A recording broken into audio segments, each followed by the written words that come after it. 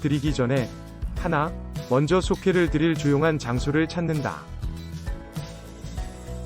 둘, 주보의 속회공과 내용을 참조하여 영상을 따라 예배를 드린다. 셋, 속회 예배를 마치고 출석, 헌금, 성미, 성경 읽기 등을 속장님께 알린다. 이 시간 조용한 기도 드림으로 금주 속회 예배를 시작하겠습니다. 하나님 아버지, 금주 비대면 속회 예배를 드리기 위해 이렇게 영상을 시청합니다. 부득이하게 영상으로 예배는 드리지만 영상으로 온전하게 예배 드리는 게 쉬운 일이 아님을 깨닫습니다. 하지만 이렇게라도 속회 예배를 매주 끊어지지 않게 드릴 수 있다는 것에 감사해야 되는 것이 아닌가라는 생각을 하며 우리 감사를 드립니다. 이 시간 하나님의 말씀을 듣습니다. 각자의 자리에서 말씀에 귀 기울이는 모든 속회원들과 함께하여 주시어 마음의 평안함을 허락하여 주시고 말씀을 바르게 깨닫는 지식과 지혜를 더하시어 말씀을 통해 영육의 강건함을 얻게 하여 주옵소서. 아무쪼록 복 있는 귀와 눈과 입을 열고 살아가는 속회원들 되기를 바라며 이 모든 말씀 예수님의 이름으로 감사하며 간절히 기도드립니다. 아멘. 오늘 우리에게 주시는 하나님의 말씀은 룻기 4장 13절에서 17절까지의 말씀입니다. 저와 여러분들은 룻기 4장 15절 한 절만 각자의 자리에서 함께 봉독하겠습니다. 시작.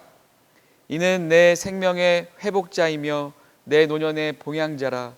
곧 너를 사랑하며 7 아들보다 귀한 내 며느리가 낳은 자로다 하니라. 아멘. 오늘 함께 살펴볼 성경은 바로 사사기 다음으로 이어지는 성경인 룻기서입니다. 그림 파일 표를 보면 룻기는 구약 성경에서 역사서로 구분되며 룻기의 역사적 배경은 사사시대와 동일함을 알 수가 있습니다. 사사시대 타락한 백성들 가운데서 신실하게 믿음을 지킨 소수의 사람들에 집중되어 있는 성경이 바로 룻기서죠. 여러분, 룻기서에서 하나님 앞에 믿음을 지킨 사람들로 소개되는 대표적인 인물들이 있는데 바로 나오미와 룻과 그리고 보아스입니다. 이방 땅 모압에서 살던 여인 룻의 삶에 대해 우리가 간략하게 살펴보면 다음과 같습니다. 표를 한번 보시길 바랍니다. 우선은 모압 여인 룻은 흉년으로 이스라엘을 떠나 모압 지방으로 온 엘리멜렉의 아들 말론과 결혼을 하죠. 하지만 남편 말론은 죽게 되고 룻은 결국 과부가 됩니다. 룻은 고향으로 돌아가기를 원하는 시어머니 나오미를 쫓아 모압을 떠나 유대 베들레헴으로 가게 되는데요. 베들레헴으로 가는 도중 함께 출발했던 동서 오르바는 모압으로 다시 돌아가죠. 하지만 룻은 어머니의 백성이 나의 백성이 되고 어머니의 하나님이 나의 하나님이 되시리니 라고 하며 그와 같은 굳은 결심으로 시어머니 나오미를 따라가기로 결정을 하죠. 가난했던 룻은 시어머니를 봉양하기 위해 이삭을 주우러 밭에 갔다가 그 밭의 주인을 알게 됩니다. 그 밭의 주인은 이스라엘 유다지파 소속인 보아스였죠. 보아스는 룻을 깊이 사랑하게 되었고요. 보아스는 그녀와 결혼까지 하게 됩니다. 유다지파 보아스와 이방 여인 룻의 결혼은 성경 전체 66권의 아주 중요한 연결고리를 제공합니다. 무엇인가 하냐면 보아스와 룻 사이에서 태어난 자녀인가 바로 오벳인데요. 그 오벳은 이새를 낳고 또한 그 이새는 다윗을 낳았으며 훗날 유다지파 다윗의 계보에서 그리스도 예수가 탄생하기 때문입니다. 그리고 오늘 읽은 성경을 룻기 때문에 그 룻의 삶에 주목하는 게 일반적인 모습입니다. 하지만 여인 룻이 믿음의 형제 보아스를 만나 결혼하게 된 것, 그래서 그리스도 예수의 계보를 잇는 삶이 된 것, 이 모든 축복의 배후에는 룻에게 복음을 전하여 전도한 시어머니 나오미의 역할이 컸음을 우리가 확인할 수 있다라고 하는 겁니다. 그렇기에 우리가 룻기에서 룻을 주목할 필요는 있지만 나오미의 삶에 주목할 그런 필요도 있다는 겁니다. 나오미는 흉년을 피해 정착한 모압에서 남편과 두 아들을 잃고 이방 며느리들과 홀로 남게 되었죠. 하나님은 모든 것을 잃고 고향으로 돌아온 나오미를 잊지 않으셨습니다. 그래서 하나님은 나오미에게 은혜를 베푸시어 낙담하여 소망 없는 그녀의 삶을 윤택하게 회복시켜 주셨고 다시 웃을 수 있도록 기쁨과 생기를 찾아주셨습니다. 여러분, 그렇다면 하나님은 나오미에게 어떤 은혜를 허락하셨을까요? 오늘 룻기서에서 그와 같은 물음을 한번 생각해 보려고 합니다. 첫째, 그 믿음의 며느리 룻을 남겨놓았다라고 하는 겁니다. 여러분, 당시 그 여성들은 남편이나 자녀가 없이 혼자서 그런 사회적으로 살아가기에 어려웠던 것이 현실적인 상황이었습니다. 그런 나오미에게 어머니의 하나님을 자신의 하나님으로 고백하며 베들레헴까지 따라온 그 효심 가득한 그런 룻을 통해서 하나님은 나오미의 인생을 회복시켰다라고 하는 것이죠. 여러분, 하나님은 자신의 백성들을 홀로 두지 않으시는 분이라는 것을 우리가 말씀을 통해서 알 수가 있습니다. 홀로 있는 사람들에게 하나님의 사람들을 보내셔서 동역자가 되게 하시는 분, 그분이 바로 하나님이다라는 것을 확신 있게 믿으시길 바랍니다. 하나님이 나오미에게 허락하신 은혜 두 번째, 그것이 무엇이냐? 바로 기업 물을 자 보아스를 만나게 하셨다라고 하는 거예요. 여러분, 보아스와의 만남은 룻만이 아니라 나오미에게도 큰 의미가 있는 만남이었죠. 나오미는 손자 오벳을 얻게 되었습니다.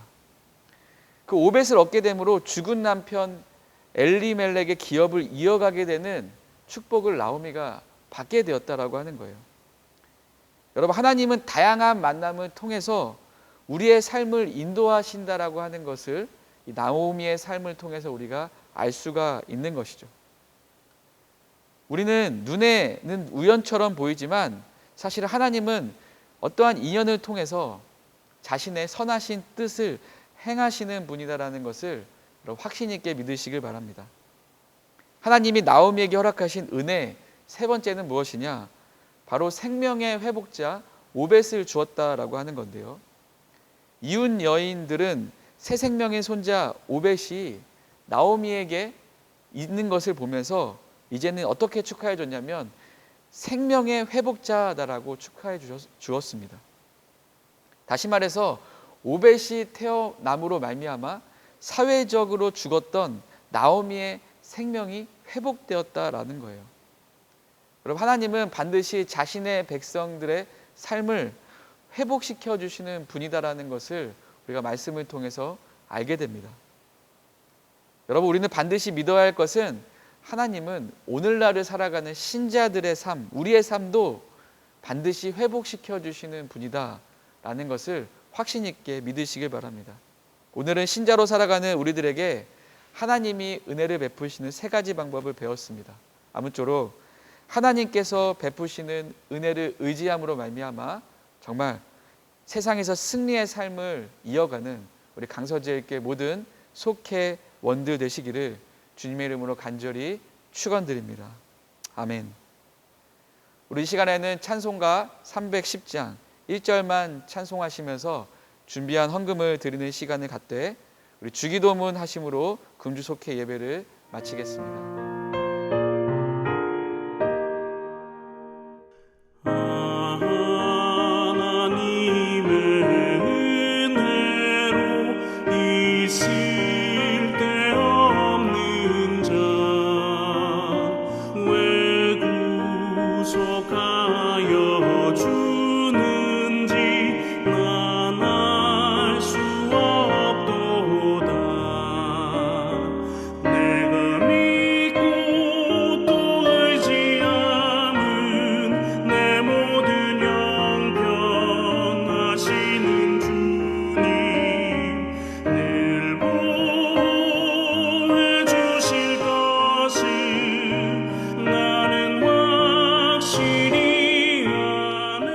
하늘에 계신 우리 아버지여, 이름이 거룩히 여김을 받으시오며 나라가 임하시오며 뜻이 하늘에서 이루어진 것 같이 땅에서도 이루어지이다.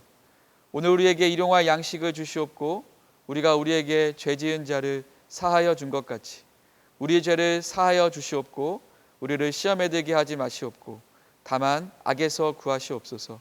나라와 권세와 영광이 아버지께 영원히 있사옵나이다. 아멘.